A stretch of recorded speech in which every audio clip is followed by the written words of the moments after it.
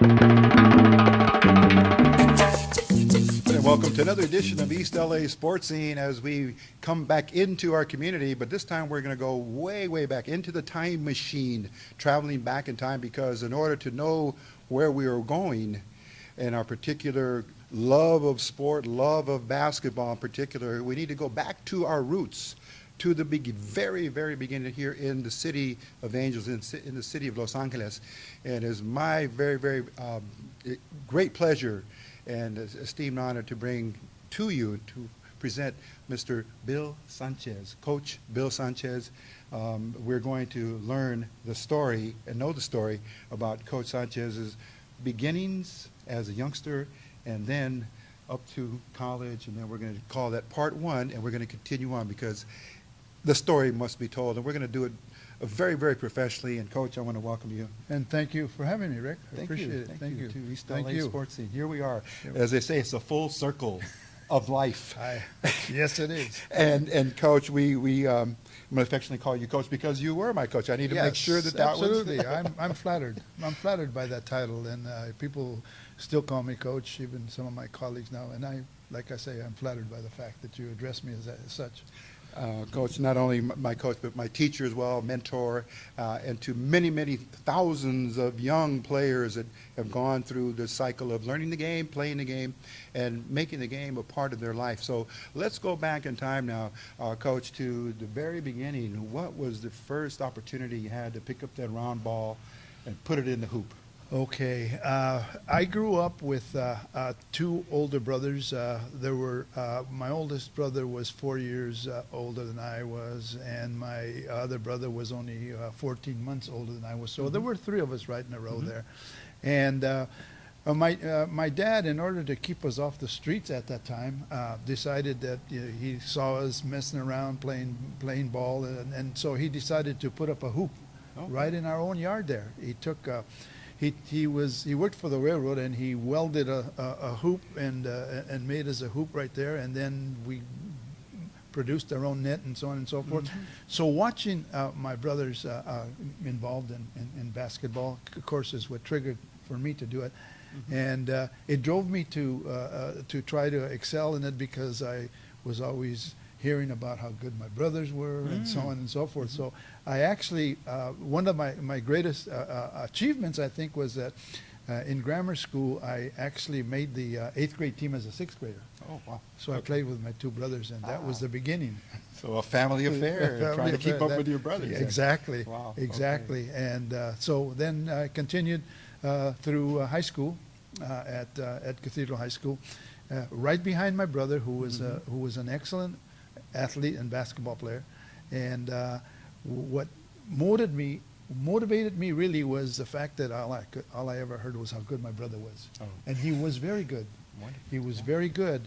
He didn't take the game as seriously as I did, of course, because I had the motivation of trying to catch up to him or surpass him and so on, because that's what I heard most of the time when I got to high school.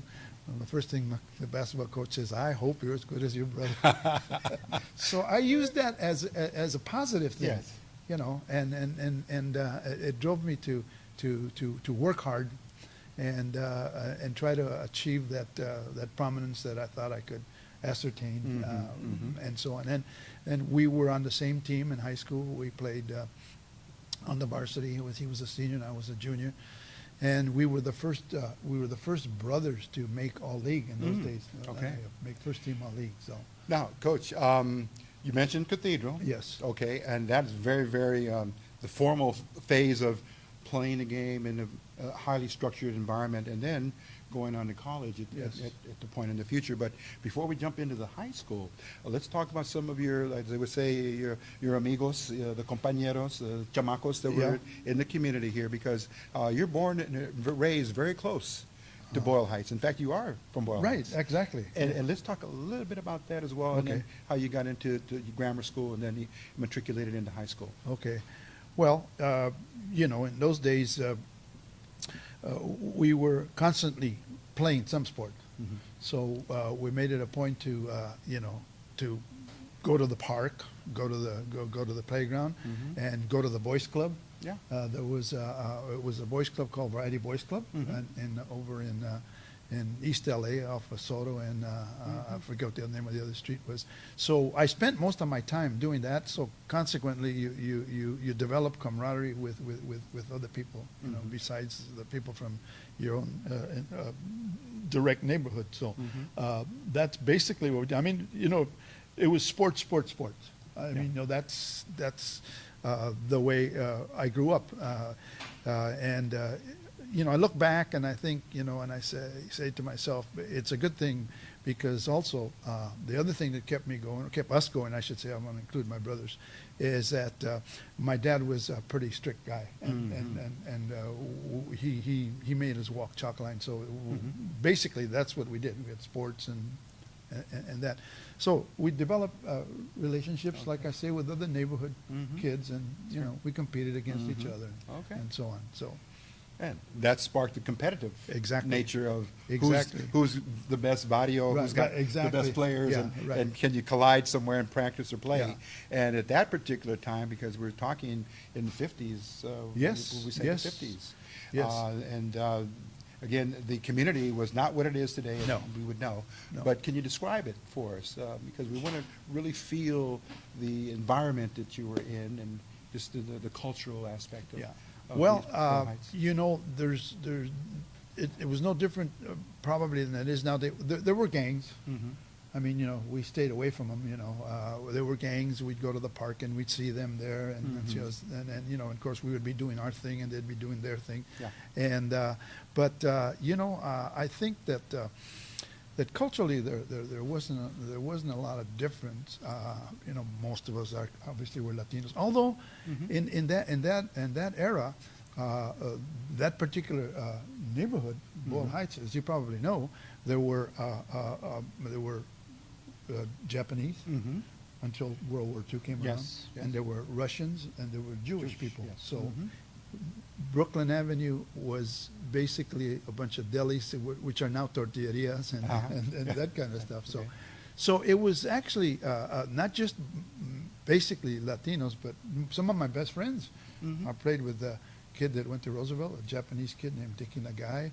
I played with a Jewish guy whose name was Alvin Golsher. So it was a pretty, you know, it was pretty diverse, you know. But you still hang around with your own.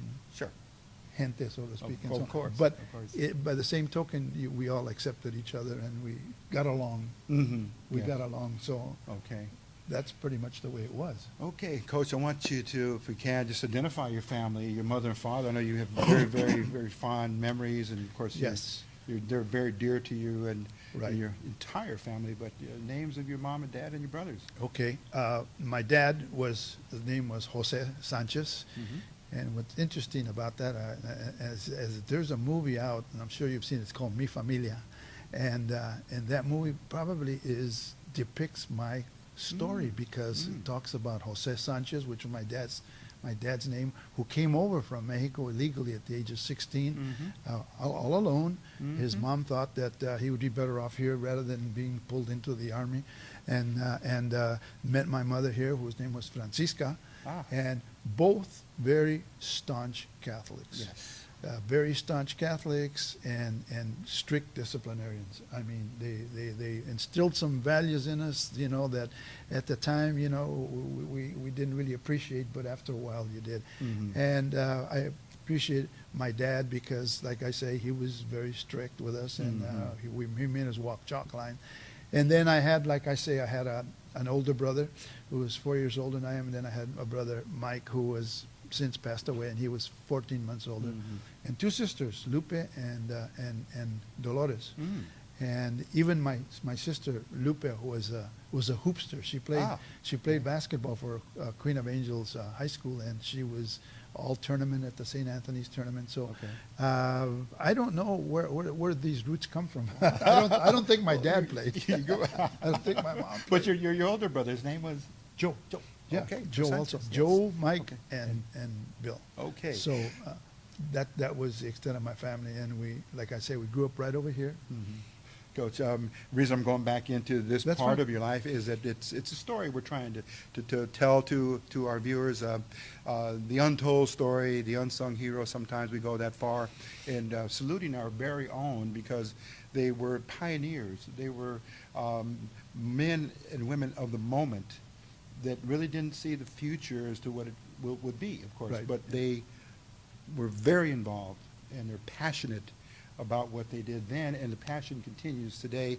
And that's where we're going with your story, Coach, because it's an effort to bring to the forefront the pioneers, the giants, the legends that are the cornerstones of hoops and playing basketball, this game of basketball in our community. And of course, I say that to our Chicano, Mexicano, Mexican-American community, Latino community, because the role models are not as obvious there. There are not as many as, say, the African-American community Right, in basketball. And we are still very, very in touch with the game.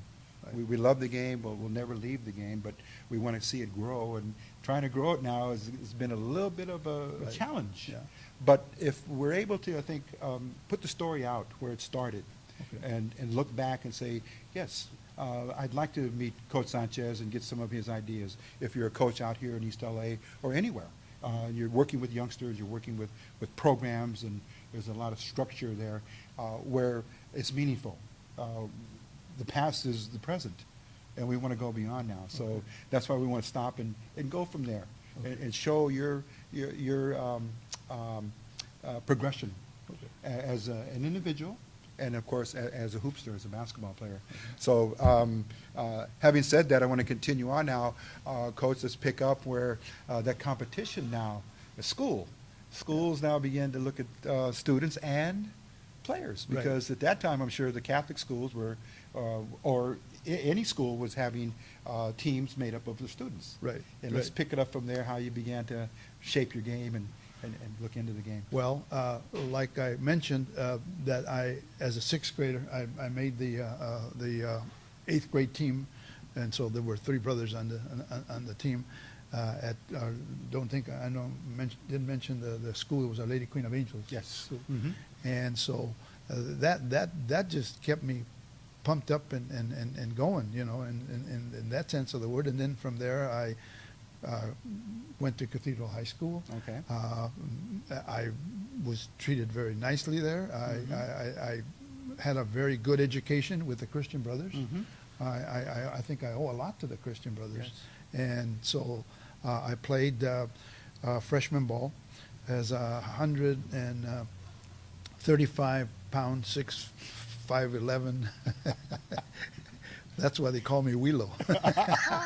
There you go. Because of a gangly old, freshman. And then I made the sophomore team, sophomore obviously. And my biggest progression as a player was between my sophomore and my junior year, where I went to the varsity and I was named all first team all league and first team all CIF as a junior. And then as a senior, I proceeded to improve, Mhm. and I was all CIF first team again and the leading scorer in the CIF in my Mhm. senior year, Yes. 1952. Okay. So from there, I got quite a few feelers and offers from different colleges and universities, UCLA, SC, Cal, Seattle, Mhm. Loyola Marymount, Yes. and I chose St. Mary's. I Yes. chose St. Mary's number one because I was still under the spell of my parents, who wanted me to go to a Catholic school. They wanted me to go to a small school, and frankly, I hung around a lot with the SC people because they were pretty much pushing me hard, and Mhm. I befriended some ball players because we played during the summer with the SC team, and what happened was that I decided to go to the small school because it was kind of a culture shock to me too. Mhm, mhm. We talk about how many Latinos, and Sure. not many. Yeah. So And you're moving away from home, and exactly from away from mom and dad Exactly. and the family. So Exactly. That That must was- have weighed very yeah. heavy. Those things, the culture shock, my parents not hounding me, so to speak, and so on and so forth. I could be a little bit more on my own, And the fact that it was a Catholic school also Mhm. factored in because I wanted to appease.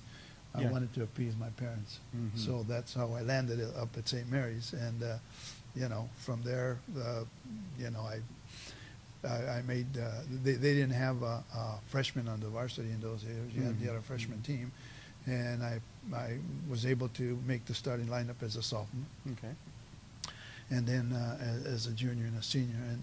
And I've often been asked why St. Mary's, and I explain the same thing I explained to you. That's why, because I did talk to Coach Wooden, Okay. and Coach Wooden said, we'd like for you to go to JC because you get more games and because there were no freshmen. Freshmen played maybe 8 games. Yes. Yeah. This way you can play 35 and be Mhm. ready for us. Okay. I didn't want to go to a JC. SC was very, very, very good to me, and they went hard after me. But like I say, I think that the environment just didn't fit me. I felt out of place. Mhm. Yeah, Culture and also, shock. yeah, and in private school as Right, well. right. Even though it's in L.A. Yeah, right. It's And more of a- right, and it wasn't Catholic and so on and so forth. Mhm. And I think the big thing that might have influenced me most, because I was very much enamored by USC and the people that I met, because I played on their in those days you could play, the varsity players could play during the summer. So I was actually playing Oh. with people like Bob Boyd. You remember Bob Boyd? Yes, of course. The coach The coach, later yeah. on. Mhm. I played with them, and I was pretty much enamored with it until one summer league game. One of their one of the basketball players got hurt. He messed up his leg or something like that, Mhm. and they cut his scholarship. Oh. And that was goodness. that was a signal to me. And I said, what, if they can do it to him, Sure. it could happen to me. Yeah, yeah. And I said, I don't think I want to do this. I called the coach at St. Mary's, who actually had contacted me since my junior year, and they really went after me hard, and I just wasn't ready for it. Mhm. And so I called him on the phone and I said, Coach, is there any way that I could get something written that I would have a scholarship for 4 years? Right, right. Guaranteed. Mhm. No problem, Billy, we got it, and so on and so forth. And, I don't know what that piece of paper was worth, but in my mind it was good, Yeah. And They stood behind it. I stood behind it. I Yeah. landed there. Good. And that's how I landed at St. Mary's. Wow. So, Okay. Coach, we're going to continue on with St. Mary's, but there's still some things in your high school past that I want to bring up because Okay, sure. at Cathedral, let's talk about the makeup of that team, because there were also some other Mexican-American players on the team. Yes. And you were very close to them, very good friends. Right. And I'm sure you maintained contact with them as you grew through life and grew, Right, right. into adulthood. But let's talk about that competition. Was it Cathedral? Was it Loyola? Sarah? It was the old Catholic League? Not Sarah. No, it's not. It was the okay. old Catholic League. But Sarah not- wasn't in okay, existence. highest 10th maybe? They were they were not even. Okay. They were the most. I think it was the most powerful league around. Okay. We had. You must remember Mount Carmel. Oh, yes. Mount Okay, Carmel, so of there course. was.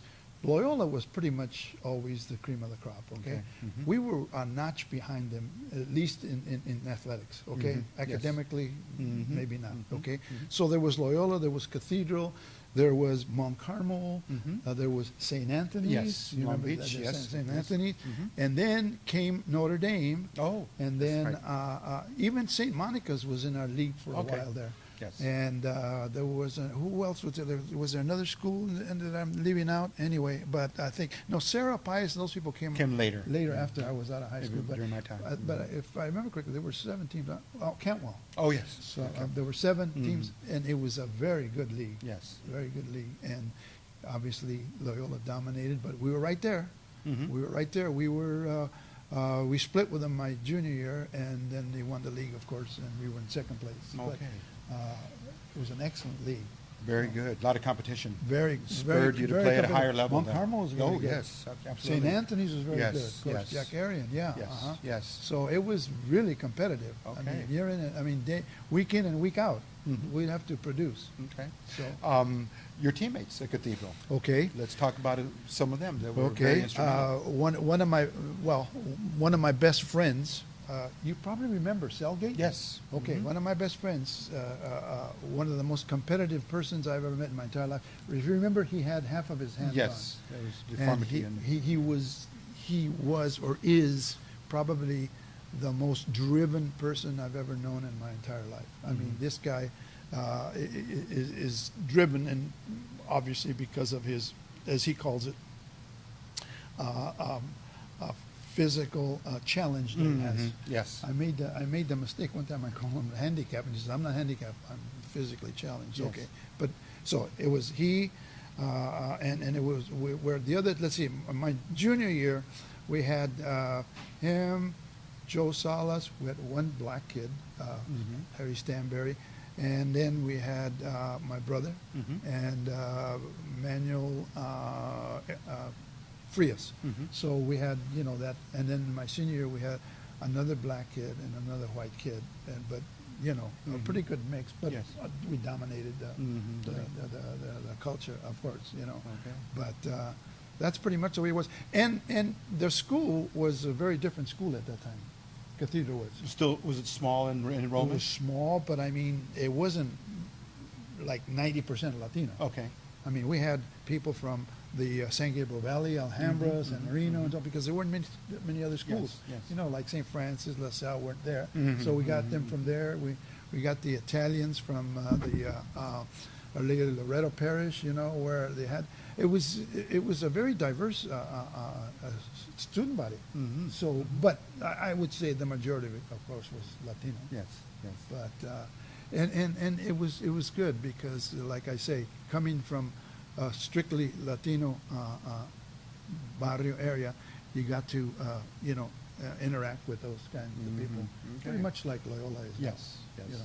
So Okay, we are speaking with Coach Bill Sanchez, still today at Loyola High School, celebrating the Golden Jubilee anniversary, 50 years at Loyola High School. But want to make sure that the viewers know that I was able during my high school days to be coach. I was actually a member of the Loyola Cubs varsity for 2 years and played under Coach Sanchez. So let it be known that he was always my motivator, my mentor, the person I looked up to in not only academics but in the game of basketball, the sport of basketball, and drove me to do many things still involved in the sport, and even today with media, covering the game and covering the players of East Los Angeles and beyond. But just to give them that opportunity, because, Coach, I got to say, in your day, the publicity might have been maybe a radio spot or maybe a newspaper article. yeah,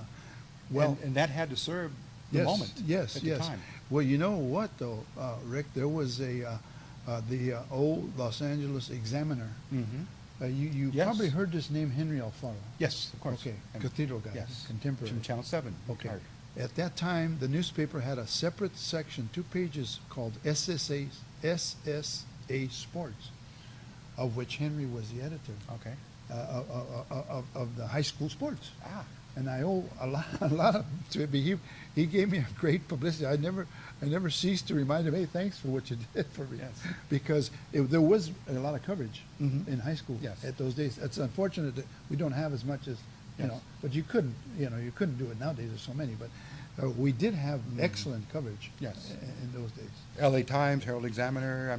There was something in the Valley. There was always something being generated about high school sports, Right. because it was just that well followed. Yeah. In every sport, basketball, football, baseball, because at the time, Southern California was, I would say, the hub, the epicenter of many successful professional Right. athletes Right. after they've gone through college. And Right. you can name a long list of the athletes that have come out of Southern Exactly. California from Exactly. all eras of time. Yeah. So, Coach, we're going to take a quick time out here.